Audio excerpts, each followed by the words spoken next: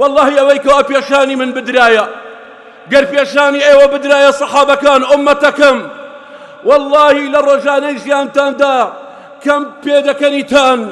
زۆر ژیانتان بە گریان دەبردە سەر. قالوا وما رأيت يا رسول الله صحابة كان بفروش وريان كده بيغنبري خداه عليه الصلاة والسلام فيها فرموه أي بيغنبري خداه أي بيغنبري خداه چیت بینی وارو دەکەیتە ئێمە وسیان بە خوداکەت دەخۆیت و دەڵێی ئەوەی کە من بمبینایەوە بتان بینایە کەم پێدەکەنیتان و زۆر دەگریان لە ڕۆژانە ژیانتاندا. ئەوش وەڵامیانی دایەوە فەرمۆی والله رأيت الجنة والنار والله خدای گەورە بەهەشتی بەرینی پێم نیشاندا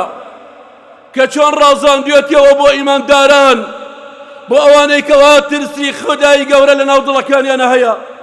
والله ئاگری دۆزەخم پێ نیشاندرا چی ئاگرێک ئەفەرمێت چی ئاگرێک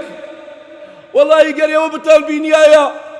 قەتاو قەت پێ نەدەکەنیتان لە ژیانتانە ژیانتان هەمووی بە گریان دەبردە سەر. ئەوەیە برا بەڕزەکانم والله ئەو بەهەشتە چاوەڕوانمان دەکات والله ئەو ئاگری دۆزەخە لە چاوەڕوانی ئەو کەسانن کەوا مەعسیەتی پەروەردگار دەکەن و ڕۆژانە هاوار بۆ غەیری ئەڵڵاکەی خۆیان دەکەن. کەواتە برا بەڕزەکانم